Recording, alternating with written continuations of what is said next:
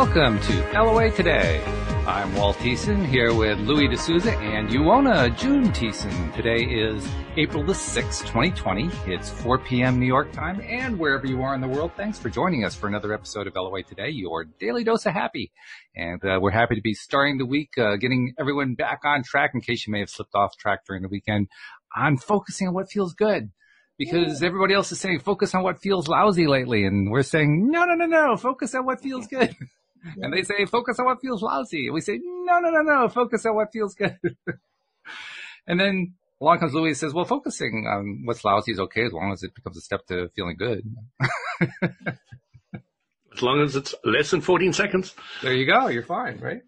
So, no, it's going to be a good show today. We're just going to keep focusing on, stuff that takes our mind off of the craziness that's been going on out there. And one thing that I have really been noticing a lot, guys, in the last week or so is most of the time, here at home, we're great. Things here are wonderful. We're feeling good. We keep our mind off of the stuff that's out there and we're in good shape.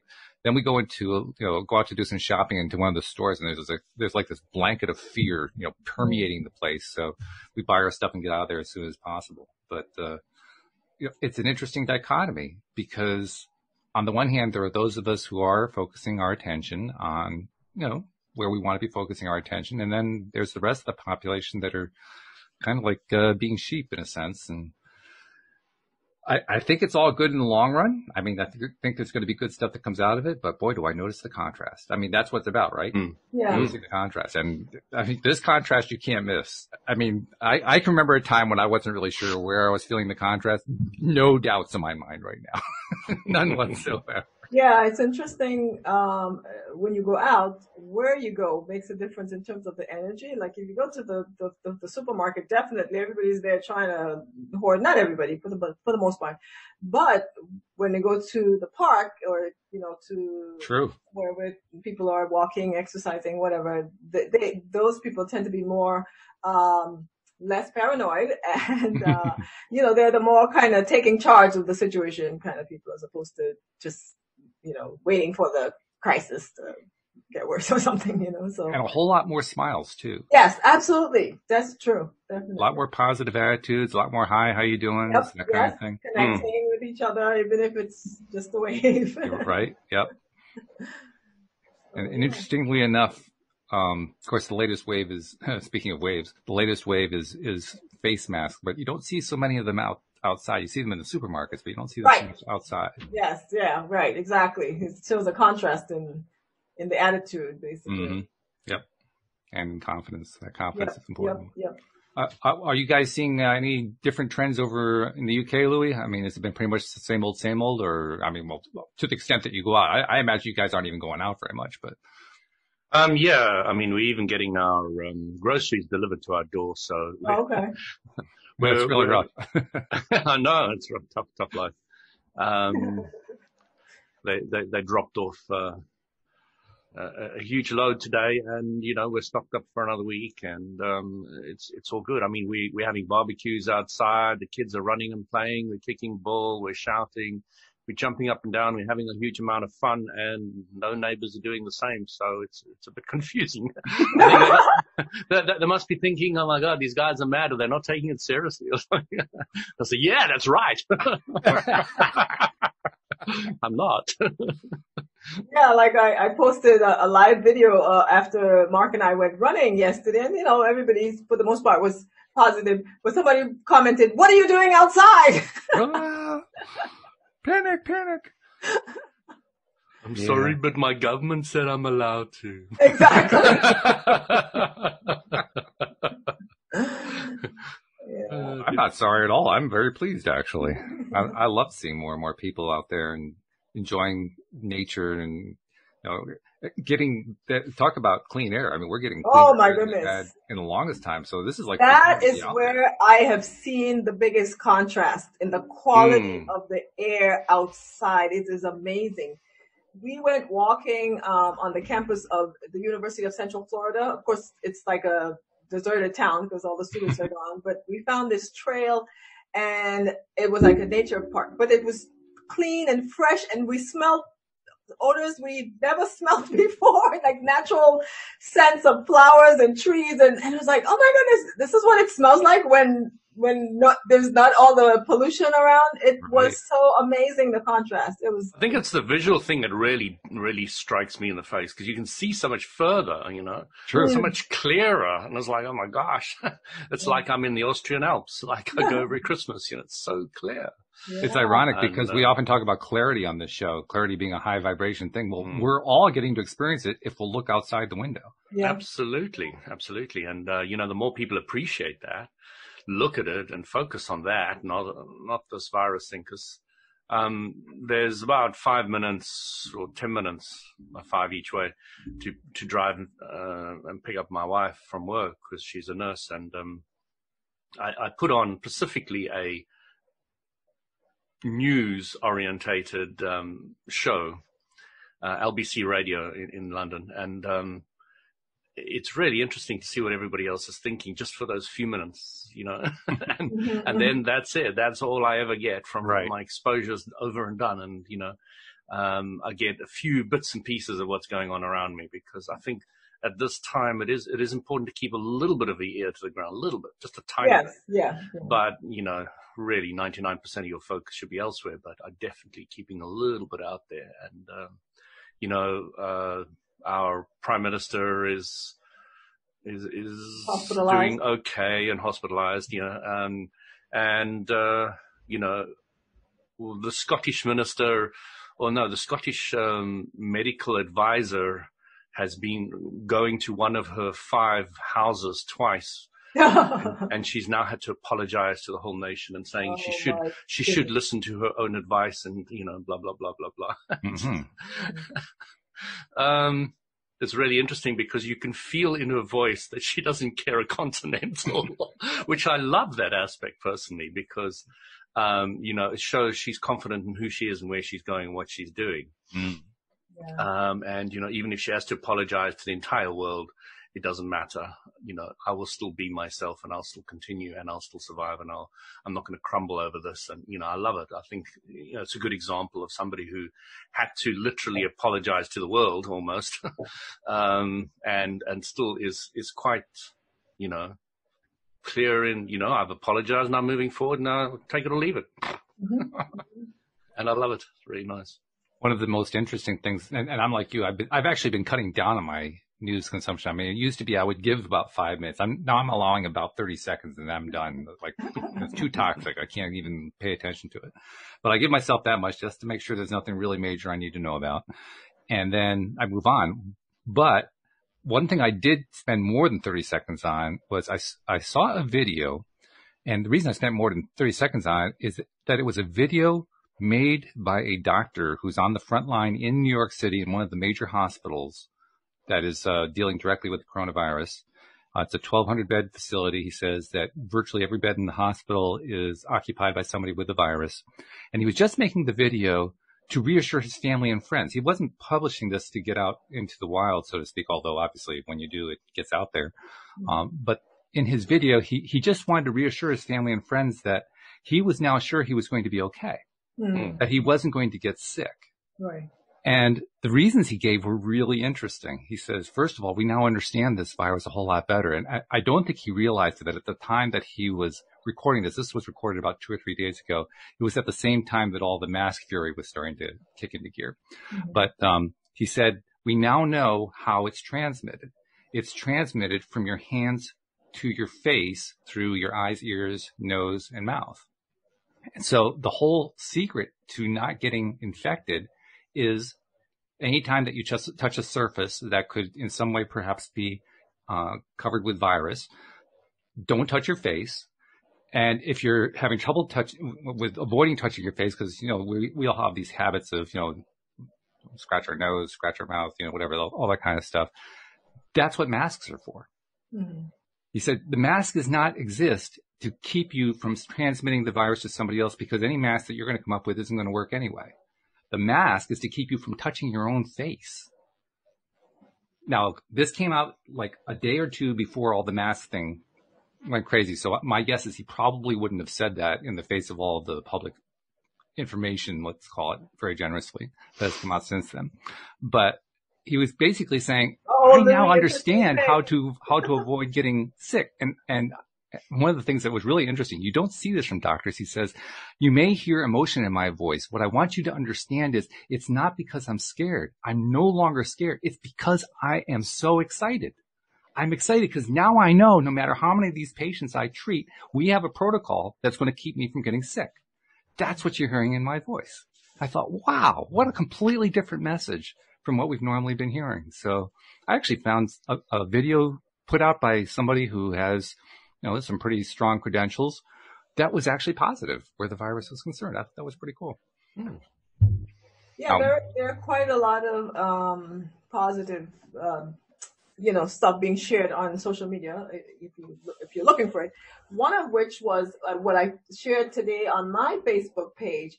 And, over the last couple of weeks, they've been sharing the electron micrograph picture of the coronavirus and what it looks like. It's been everywhere on, the news. Oh, yeah, you can't avoid it. Right. And so someone shared... Strangely enough, I've never seen it. A picture of... You just start watching enough news, that's all. Yeah, right? Someone shared this most beautiful picture of your white blood cells. And it is just absolutely gorgeous. And on the caption says it's a picture of healthy white blood cells instead of the repetitive pictures of the coronavirus. And this is an intention and prayer for healthy, vibrant immune system. Let's share this. And I thought that is worth sharing. It's beautiful. It's a beautiful picture. And it just kind of, the way they made the picture, the white blood cells looks very, like superheroes. There's a light shining behind them and it's just glowing. Got a big S on its chest. Yeah. Yes, I get it. It's gorgeous. So it just kind of just makes you feel good seeing that. And, it just kind of reminds you, oh yeah, there's the virus going on. But, we do have, most of us have healthy immune systems that can help to ward off the disease. And the other one in line with this, there was a report about this guy who got the virus. He got sick, not very sick, and he recovered. And they were able to recover his blood, and use the antibodies to successfully treat patients in the hospital who were dealing with the coronavirus and were not responding to any other treatment. They were in dire straits, in critical conditions. And within hours of them receiving transfusions from this guy, they started, responding positively. So yeah, and it's not the only one. I've heard of other hospitals that have been doing that, where they're using the immunity acquired from other people who have recovered to help those who are dealing with the disease. So I thought, yeah, that's really good news. So. Absolutely. In fact, it's a reminder, I think, that we often get caught, if we get caught up, especially in all the hype and the fear and so forth that's being transmitted out there every day, we tend to forget where it is that the cure comes from. People think about it in terms of, well, is there a vaccine? Right. But they forget where the vaccine comes from. Exactly. Yeah. It comes from us. Yeah, that's right. We are our own natural vaccine creators. Exactly. So when you think about the fact that there are thousands, maybe hundreds of thousands by now, people who recovered successfully from the virus, from the illness, that can be used, their blood can be used to help treat, but somehow it's not being focused on. They're looking for, the pharmaceuticals and all these other things as possible. And I get the impression that at least probably a majority, maybe even a vast majority of the medical community are focused on that kind of thing. They are focused on, here's what we can do. Let's do what we can do. It's what we're talking about is the popular media, the government figures, all that the people who are in our faces about it every day who are not focused in the same way. Well, yeah, then there's the other thing of the protocol, right? You can't do this at a hospital unless it's part of the protocol. True. Yeah. So obviously some hospitals are going to take it on faster than others. Right. But what we're talking about here is not brand new science, right? No, not at all. This has been going on for generations, yes. Really. So it's really not out of the norm. It's just a question of how quickly they jump on the bandwagon, really. Right. Yeah. So yeah, there's a lot of good things going on, a lot of reasons to think that this is all turning around. Yes. And ultimately our own attitudes are really the best part. Yeah. because there's lots of, I think you can probably talk to this, Joanna. There's lots of research to show that when your attitude is up, when you're feeling good, when you're positive, when you're in that strong, high energy, high vibration place, your immunity system's just higher. You're of course, absolutely, yeah, because you're switching your body from that flight or fright syndrome to the heal and repair and ward of diseases phase operating system basically. And so you not only produce all the feel good chemicals, but you also produce all the healing chemicals, and you reduce the cortisols and all that stuff that's damaging, but you increase all the serotonin and the dopamine and all the other stuff that actually helps your cells to be stronger and to be healthier and to respond better to these kinds of situations. We were actually designed to be able to deal with these optimally. Wait a minute, you're saying we're not designed to die off, we're designed to live? I am afraid not. I mean, holy cow. Who knew? Yeah. So let's talk a bit more about what strategies and what things we can do in order to get, in that high flying place. So I want to go to our resident expert who's almost always in that high flying place. And Louis, I know it's easy for you now. I mean, you don't even have to work at it, but you know what it's like when you're kind of struggling to get there. For people who are struggling, what are things that they can do to get there better? So I don't know if you remember my story about, let's say, the hernia operation or the, what was it? The appendicitis, which I didn't have. So that was an interesting story. The bottom line is, I went in there and, I was working from minute to minute to see how I was. I was working with energy. I was working with everything, for my appendicitis. Doctor said, you definitely got it. Go to the hospital. The guys immediately put on a drip. They said, I'm going to have an operation on the next morning. I was working with energy, with nutrition, with everything I know. And, the doctor came around in the morning and he said to me, okay, Louis, we're going to operate. He felt my stomach for a few seconds. I went, ouch. And he said, you're going to have an operation. I said, no, I'm not. He said, what do you mean? Now he had 8 people there with him, all tagging on. I don't know what they were doing there. I was just surrounded by these dudes. Yeah.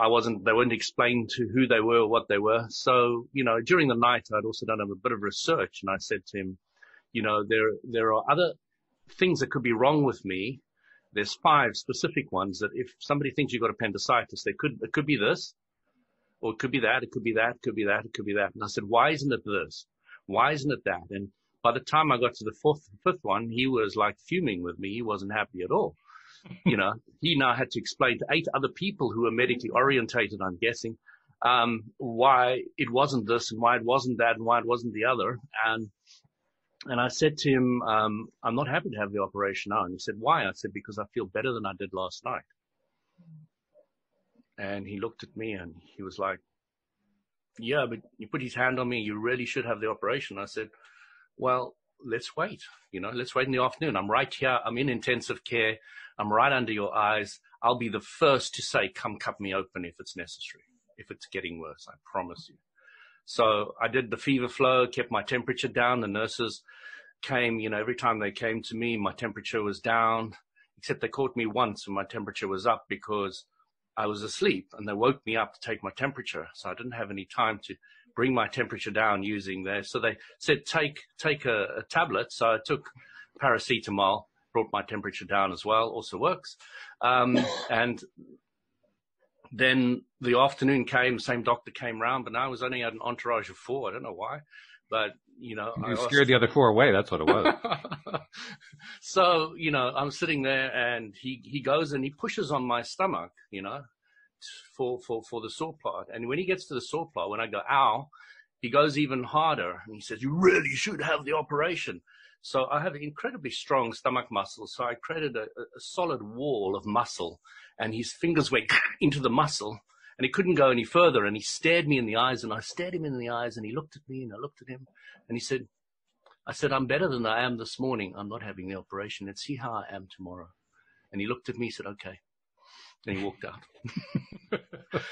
The point I'm trying to point out here is I took complete control of what was going to happen to me. I didn't hand my control over to the doctor. I said, I am going to do what's best for me. Now, I could have chosen what was best for me is to have the operation. Sure. And if it had got worse and I felt I was in that position, I would have been the first to raise my hand and say, let's go. Okay. I have no problems. They have their place. There is a time for the scalpel, etc. And he wasn't really, I don't know if you know, but surgeons aren't really doctors. They're surgeons. Okay. People do need to understand that. He's not your GP. He's not going to sit there. He's not going to listen to you. He's there to cut you. Yep, that's his job. Yep. Okay. So you've got to understand the mechanism of who these guys are and what they're after and how they work. And you've got to make your decisions based on what you think is best. And Deepak Chopra was saying in Quantum Healing in 1989, or 88, the book came out, he said that people who take responsibility for their health and not hand it over to anything or anyone or any medicine, any doctor or anything else are significantly higher in their own healing, in getting themselves healed than anybody else. Significantly.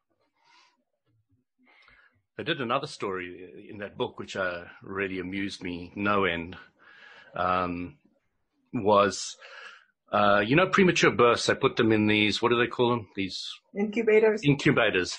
And they made a study and they found that if you touched the child for 10 minutes every day in the incubator, if the doctor went and touched the child for 10 minutes, that it shaved off 4 days of the incubation period on average every time. Mm-hmm. Okay. So on average, it's not every time, sorry, on average. So they came up with a special medical word, tactile intervention or something. Yes. They couldn't use the word touch. That would just be not scientific enough. They couldn't use the word love. That would be going overboard. They used tactile something or other, which amused me no end, and it's just so logical, it doesn't need a rocket scientist to say if you touch a tiny baby, the skin touch, etc., is very important and it can help heal. I'm sure it can. You don't need a degree or you don't need a huge study to find that out. But, science does all these things. They love trying to prove common sense. And, it's really interesting. He's come up with lots and lots of things that he put it out there very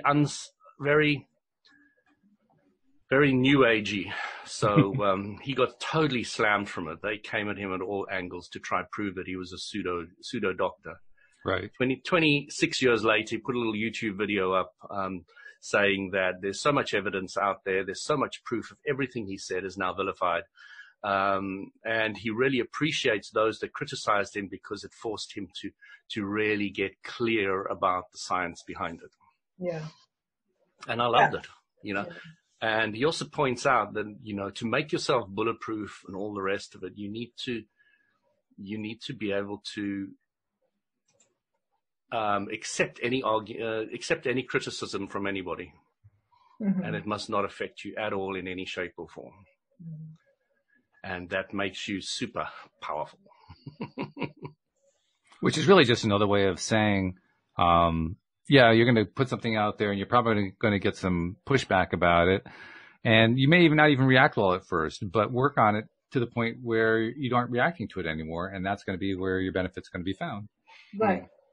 Yeah. And, the first step is the awareness that is the case. That is where the real power begins, because awareness where what is? That you have that ability, that exists, that you can actually, you don't have to accept or react to or be affected by what other people's opinions are. That is where the beginning of the power lies, awareness. So even if sometimes you find that you are being affected, and then something happens, oh right, I remember, I don't have to go down that path anymore. I create my own reality. Mm. But I wanted to add something to what Louis was saying, that I'm a huge fan of science, nonfiction, basically. I love reading about all the science. And what's happening now, 25 years ago when Dr. Chopra wrote quantum healing and stuff, he had all these, stories and anecdotes. But now there are scientists who are able to actually show, what's happening, as opposed to just say, well, when you touch a baby, of course, that increases their chances of survival of a premature baby. But now they actually be able to show what's happening in terms of what happens at the levels of the neuron, of the cells, of the body's immune system, all these different things that get changed. Even the DNA, at the level of the DNA, gets affected by love and touch and compassion and those kinds of positive energy. Because now we understand epigenetics, and we know that even if you have defective DNA, it doesn't have to be expressed. It doesn't have to be reflected in your reality, right? Because you have other genes that need to turn on those genes, and those genes are affected by your environment, your external environment as well as your internal environment. So externally, what's going on around you, how you're feeling, whether you're stressed, whether you're, being affected by the news, and then internally, like how's your body subjectively responding to all of that, and all of those things then gets there are mechanisms that gets transferred these messages to your cells, which eventually gets to your nucleus and to your DNA, and they determine which genes get turned on and which genes get turned off and which genes get expressed or not. So your genetics is not your destiny, essentially, but there are things that are outside of that affect how your life manifests. And so there are research now that are actually showing in real time how these things are, working and what's happening. So when Dr. Chopra first spoke about it, they didn't have those, evidence, but now they do. And I find it absolutely fascinating. Not that I doubted it or needed it, but I just find it interesting reading all that stuff. It's fascinating to me. What's interesting is Chopra says that every cell in the body contains the knowledge of all. Mm-hmm. Source energy.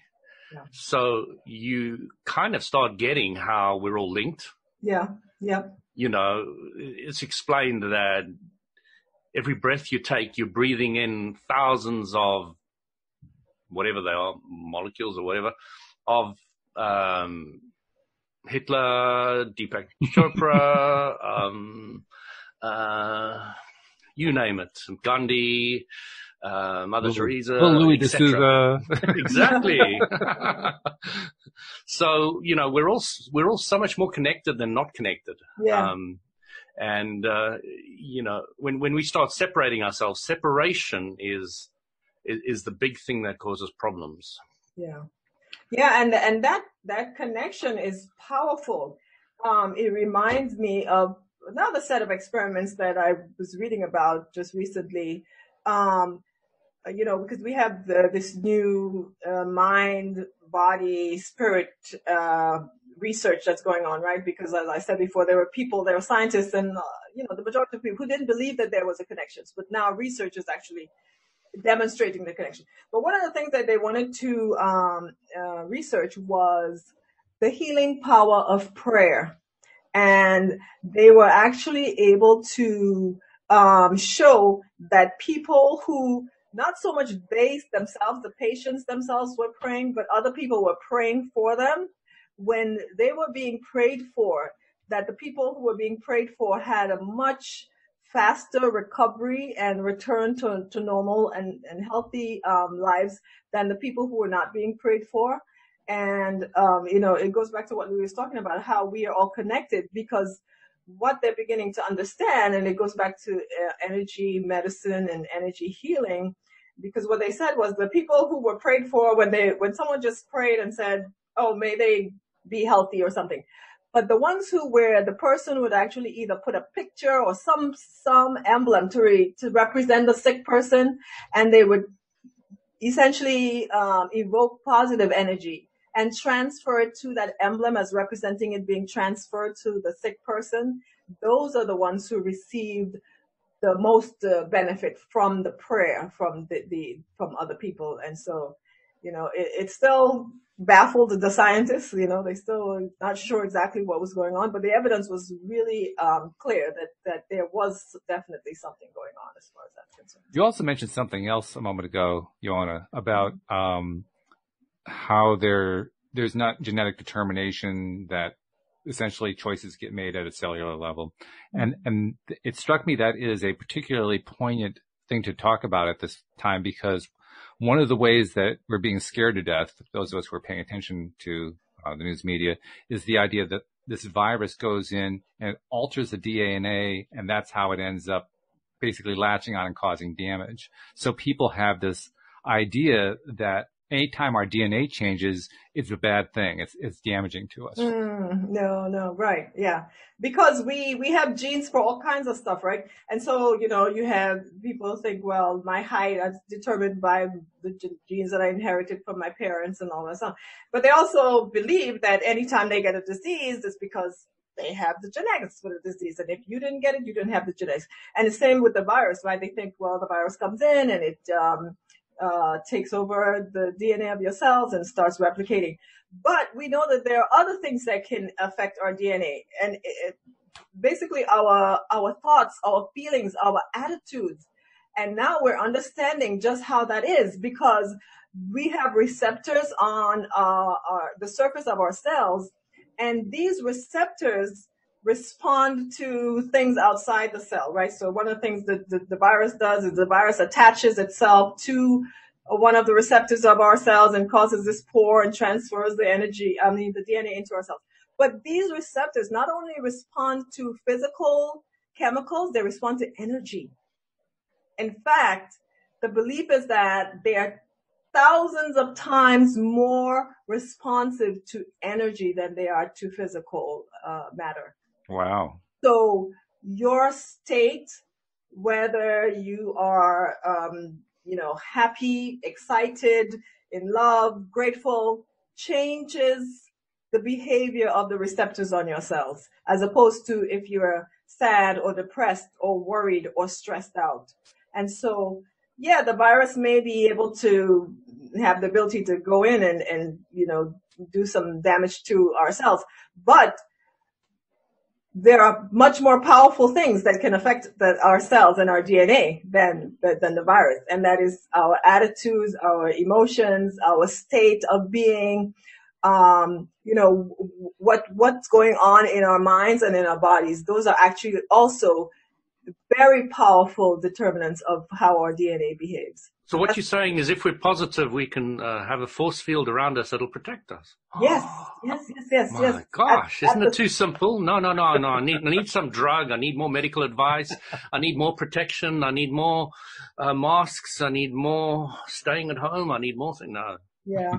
People tend to believe in what they can see, right? And they can't see the energy. They can't see the love. They can't see the positive attitude. And so, that it's a little more challenging for them. Yeah, but the problem is it's not seeing that's believing. It's believing that's seeing. Absolutely. That's true. Yes, we know that, but unfortunately.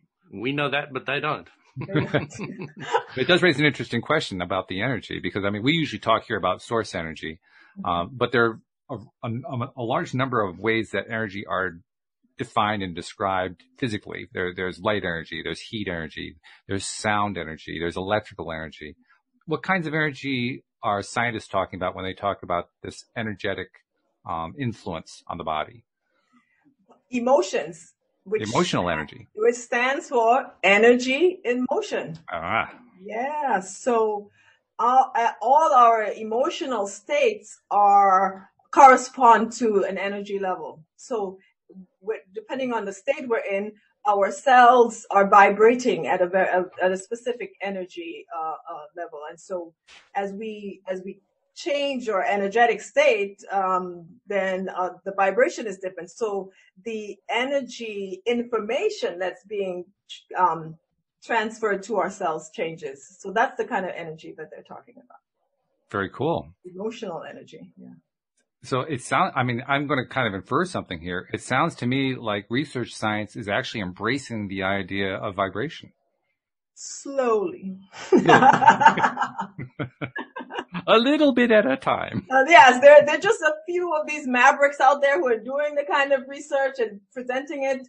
I really can't see how you can disprove vibration.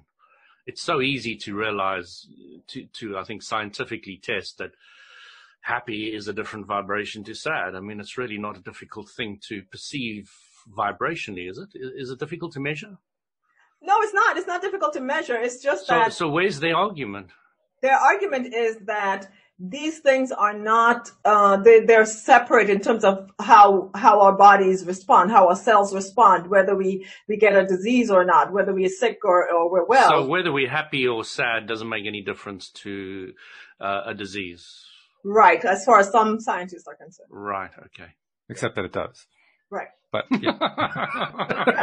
So for very, there's like probably 80% of the medical field who refuse to acknowledge that connection. So. Well, the old model is, in a sense, dying hard. The old model is that the body is something to be tested and examined. Right. And understood through chemistry and all this other stuff. It's not supposed to be something that you understand holistically. Exactly.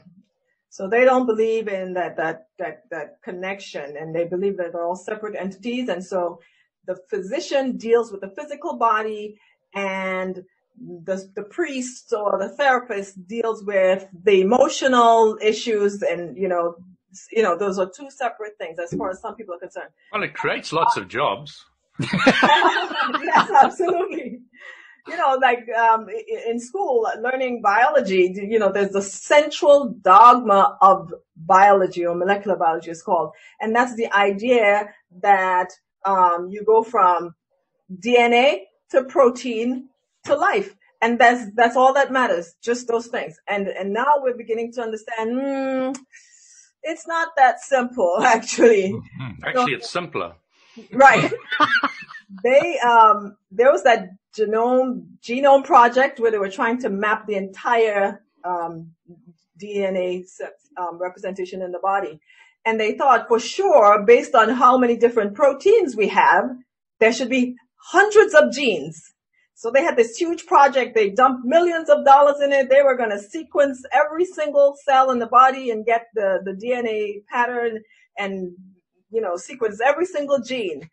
And they went in, and besides all the problems, it took them like 10 years. But what the biggest thing that came out of it is that we don't have hundreds of genes. We only have 22,000 genes that somehow manifest into hundreds of different proteins. What was interesting was they found out that humans have less genes than an onion. Yes, so. Oh, we're so deprived. Or less is more, I'm not sure. Right. Yeah. So what they're realizing now, there's something other that's happening between the DNA and the proteins that are manifested. These DNA can be somehow influenced. Mind you, that the genes represent something like I want to say 2 or 3% of the actual genetic structure. There was like 98%, 97 point something percent that was called junk DNA. Junk DNA. Because they were not genes. There were other. Is that what digests the junk food? No, interestingly, now they're recognizing these are the epigenes, the epigenetics. These are the genes that are taking messages from your environment, from your state, from your emotions, that are determining whether your actual genes get expressed or not and how they get expressed. So, you mentioned earlier epigenetics, and you just mentioned it again. And earlier you suggested kind of by inference that it has become a major player. Is it a major player, or is it still on the outskirts? And what exactly is it all about that people need to understand? So it is a major player now. So what we're learning is that the dogma is no longer the case. And this was, Watson and Crick, I don't know if you know, those are the guys who are credited for actually figuring out what the structure of the helix structure of the DNA is. and they got Nobel Prizes for that and all kind of stuff. But what the epigenetics is showing now is that your phenome or manifested genetic expression is not dependent solely on the DNA that you've inherited from your parents. There is something else going on outside of that, and that's the epigenetics. And one of the things that's involved in that is, like I mentioned, the extra genetic material. There's the other issue where your DNA and your chromosomes, they're surrounded by a structure, a protective structure, and if those are in place, the genes never get expressed. So something has to actually remove that structure or open up or allow access to the genes before they can be expressed. And those are controlled by the messages coming from outside of your cells. So do they know what that thing is that's surrounding the genetic? Yeah, yes. It's a protein structure. They've identified it and know what it looks like. Okay. And so they know some of the things that can affect it. So without getting too complicated, there's the DNA inside of the nucleus, which is inside of the cell. So the cell membrane determines what other kinds of biochemicals, neurotransmitters, enzymes, all these other things, what comes into the cells and then get to the DNA, the nucleus, to open up access to the genes. And those, like we said, those are some of the neurotransmitters can affect that, so whether it's the stress ones, cortisol or adrenaline, those will have a different effect or communicate a different message, as opposed to some of the feel-good chemicals, like the serotonin and the oxytocin. Those will have a different effect on the cells, and they will cause different genes to open up and be expressed. So all of that is in the realm of epigenetics. And you mentioned earlier that all this is, I guess, triggered or driven by emotions, by thoughts, by feelings, that sort of thing. Yes. How much is that accepted? How much resistance is there to that particular piece of the puzzle? The fact that there is some resistance to that, right? Because there's still those who believe in epigenetics and believe that, yes, there is something outside of the cell that is affecting and that's determining what the DNA is doing. But they don't think it's emotions necessarily. They think it's, chemicals, pollutions, the food you ingest. Simply, they believe only in the physical matter, not so much in the energy. Yeah. Okay. Well, it's interesting to see how far they've gotten. So, yes. One of these days they make it just as simple as Louis made it. You never know. Right. So what else can we suggest to people? I mean, we've been focusing on the science of it, but what else can we suggest to people for helping them to maintain focus on what it is that they like, what it is that they want, what feels good to them? Because that's really, I think I can speak for you guys. That's what's getting us through it. This whole process, what we're going through is just, we don't spend a lot of time focused on the stuff we don't like. We spend time focused on the stuff that we do like, that does feel good to us. And in the process, my God, it becomes easy to actually defocus from that other stuff. Yeah. Who knew? Well, you know what my mentor said to me many, many years ago, when I was about 21 at the time. She said to me, Louis, when you got what you want in mind and you focus on it, it requires a bit of practice. It does. And then she said, you need to practice a bit more. And then she said, practice.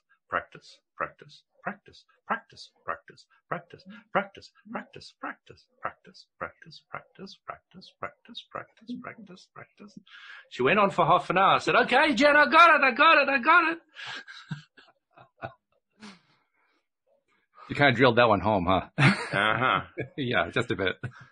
So when you practice, of course, focusing on the positive, the law of attraction then amplifies it. Which is cool, because that's better and better.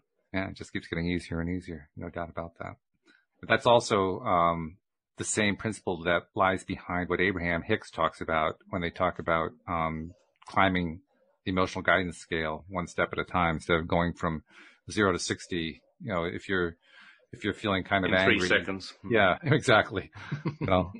Don't go for joy when you're in anger. Go for like indifference. Go for something a little bit easier to reach. No joy rides. Yeah. Yeah, not yet. Not immediately. You can get there pretty quick, but not that quick. Don't try it. You don't want to strip the engine. But more importantly, you don't want to discourage yourself because that's what Right. prevents you from practicing. Exactly. I mean, the problem isn't that people can't practice. The problem is that they give up on practice. Mm-hmm. Yeah, I mean, the most important thing is, and you know, I disagree with that whole practice thing for pretty much the reason you pointed out there. It sounds efforting. It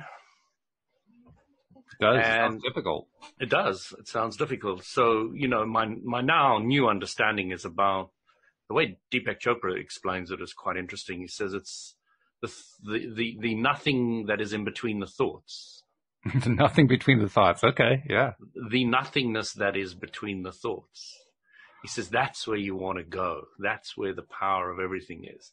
And the way Abram's describing is when you lower your resistance, you lower it by, you know, there's two ways, either focusing on what you want or slowing your thought process down, meditation. Right. And they say that meditation is easier than focusing on what you want.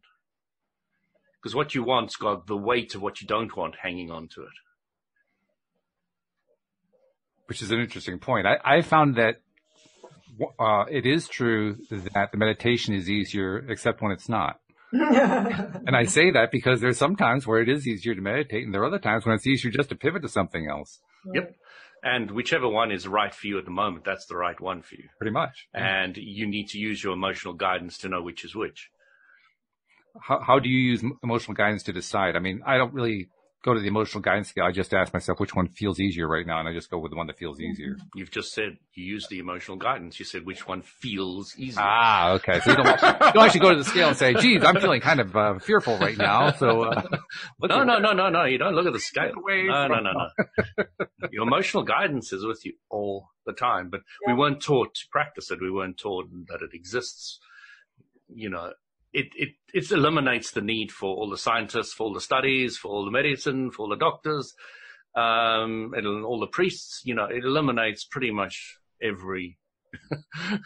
almost every profession out there. You know, because if we're all in this nice, happy, balanced place, focusing on what we want, going for it, our health would be better.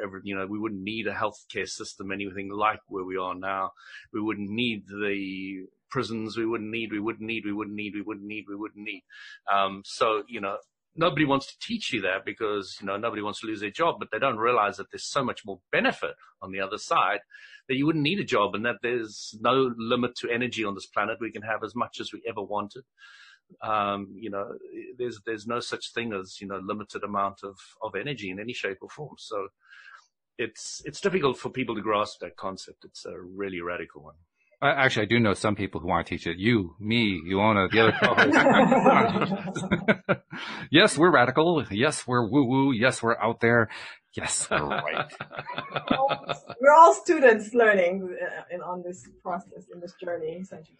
I wanted to... That's an interesting point. We're all students. You can't be a student without having learned something. If you've learned something, you teach it. So there's an endless cycle of teaching and learning. Yep. Never be afraid to teach. Never be afraid to teach. Right. Never want to be the endless student. I'm reminded of what Richard Bach said about that in Illusions. Do you remember the quote? You teach best what you most need to learn. Yep, I agree with that 100%. Yeah. And that's why I love teaching about life and the philosophy of it. And the how it works. If I remember correctly, was learning is remembering what you already knew. Teaching is reminding others that you know it. Doing is demonstrating that you know it. And we are all learners, doers, and teachers. Yeah, that's the other one. Right. Yeah. I like that. Yep. I wanted to add, you know, I was talking about epigenetics and how your genes are controlled by both your external environment and your internal environment. And so, you know, what Louis was talking about with the focusing on what you do want and, you know, learning to and practicing that is the essence of taking charge of your internal environment. But we also have things we can do as far as our external environment is concerned, right? You know, because now we're which is still controlled by your thoughts and by what you want. Yes, absolutely. Yes. So as I'm saying, what happens is you have an external environment, right? You have the people you live with, you have the news, you have the media. So what you can do is be proactive as far as the external environment is concerned, and some of the things that you can do to enhance your feelings is listening to the kind of music that you like. You actually choosing listening to good music, fun music, happy music, or watching things that make you feel good. That's taking charge of your external environment. Yeah, Walt watched that movie I recommended last time. Yes, that's what I heard. I did, yeah. Louise and I both watched that. And where did you see it? It's on Disney Plus. Oh, Disney Plus. Okay. Yeah, I think it's the only place you can see it right now. But yeah. It was actually a great excuse to get Disney Plus. Not that I really need to see all the old cartoons, but there's more. I've been asking for the longest time for a positive network. I did remember that there was actually one that was pretty positive. Right, right. Not that I want to watch all the stuff that's on there, but some of it would be interesting to watch, and some of it would actually feel good. So we are now subscribed to Disney Plus. The reason why I brought it up is because Yona was talking about watching and listening, and of course the main actress in there is Grace Van der Waal. And, she sings beautifully, and I've been listening to a lot of her music recently as well.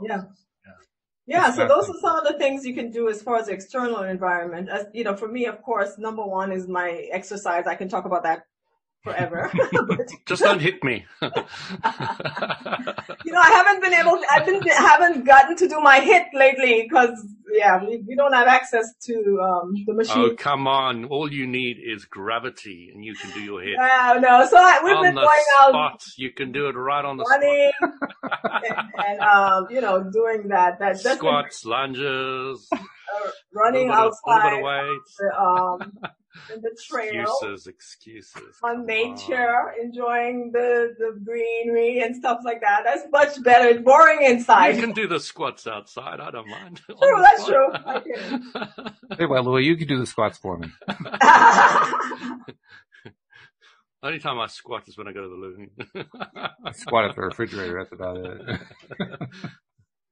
Yeah, and one last suggestion I wanted to share was to do something, make something, make something crafty, handy, or make a toy, make whatever, make a dish, make just being creative and taking charge of how you're spending your time actually all helps to raise your energy. It's been interesting to hear what people on social media have complained about in this regard. Not that this is part of my little, small segment that I spend on the news. This is like part of the news segment. Mm-hmm. Just checking out what people are saying. And amazing how many people have said, I'm at home and I don't know what to do. Yeah. And I'm thinking to myself, my God, I don't remember what it's like to not have anything to do. I have such a list. How do you actually go home and not have anything to do? I don't quite understand that. Yeah. But I kind of chalk it up to the fact that, well, first of all, I work from home, so I'm kind of used to that. But secondly, I think it's more about the mental side of it. Yes, that's it. It's the mental side of making the decision. I am going to be in charge of where I'm going to put my focus. Yeah. I think that the more we practice deciding where our focus is going to be and, going with what feels better and so forth, the easier it becomes to decide what I'm going to do next. We actually become more bound down when we're in that place of, oh God, I don't know what's going on. I'm so fearful. I'm so frustrated. I'm so angry, blah, blah, blah, blah, blah. Right. So the anxiety actually, just kind of freezes you in terms of being able to be creative and even though there are things that you could do and the things, because you're so anxious, it kind of makes you not want to do anything and you just want to lay on the couch, right? We've all been there. So it is challenging, but you have to, at the times when you're not so in the roles of the anxiety, decide, like, the night before you say, tomorrow, this is what I'm going to do. These are the things I'm going to engage in. This is what I'm going to, try to accomplish. And so you kind of set the intentions ahead of time, and that helps a lot. And it helps hugely because the law of attraction grabs hold of them and starts amplifying them. And then you're in a vibrational harmony with what you want. Yeah. And then the manifestation is so much easier. Mm-hmm. Yeah. But understanding that process, as I've just described it, really helps. Yeah. Really helps hugely if you want to get results. Mm-hmm. Understanding that. The other thing that I find is very, very, very key is the whole philosophy of the Abraham Hicks teachings. You're non-physical before you come in, and it's always worthwhile repeating this. And I've always wondered why Abraham Hicks seems to repeat it every single time. Almost they start a workshop. You're non-physical before you come into this physical universe. You come to play with the contrast, to expand the whole. You take on this vibrational interpreting machine. So that you can play with the contrast, and you've got the law of attraction, which will amplify the thoughts, and your emotions are your guidance. Okay.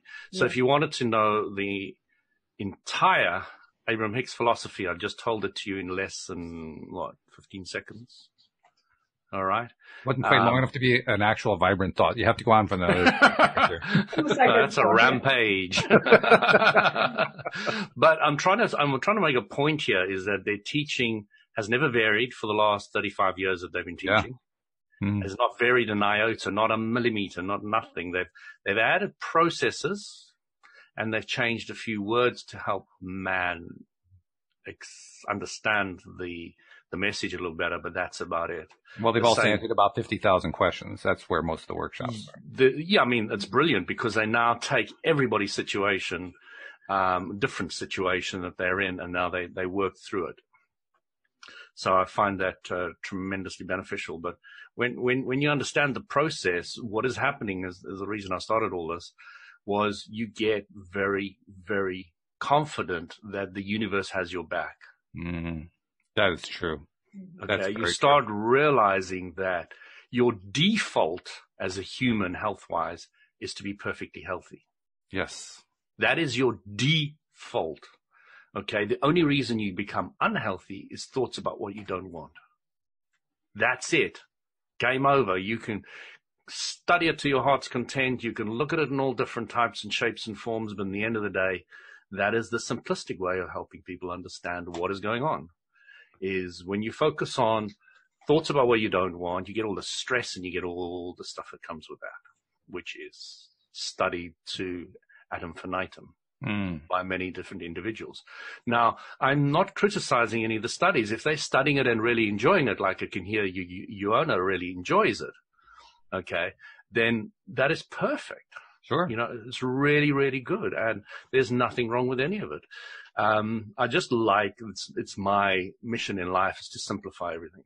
It's really just to make it completely simple. Because when it becomes simple, it's easier to take control of your own life and where you're going, be happy, just actually probably the hardest part. The hardest part with the simple one is believing that it's actually going to work. Like, no, it can't be that simple. I mean, that's literally the first feeling I had the first time I heard this stuff. Like, that's too simplistic, and then I listened to it a few more times and so forth, and it was really resonating deep inside. And so I said, okay, yeah, I guess this really must be it. But hey, it's also what gives me a podcast, because we keep believing it and then we question it and and then we go back to believing it and then we're working with it some more. And then, we talk to somebody else and they're questioning it. It's the simple thing, but boy, oh boy, it just consumes so much of our attention trying to believe that the simple thing really is that simple. It really is that easy. It's amazing. It's fascinating because the philosophy covers every religion, philosophy, science, everything. It covers everything. There's nothing that very basic, simple philosophy doesn't cover.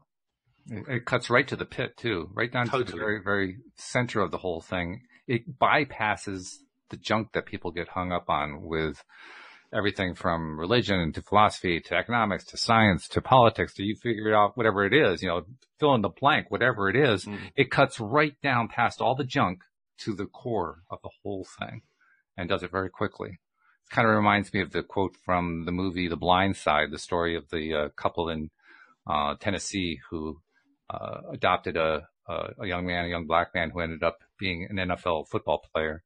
And in the course of presenting the story in the movie, at one point, the husband says to the wife, well, Michael, he's kind of like an onion. You have to kind of peel him off a layer at a time. And his wife says, not if you use a knife. Go right to the core of it. And that's what Abraham's teaching does. It's great.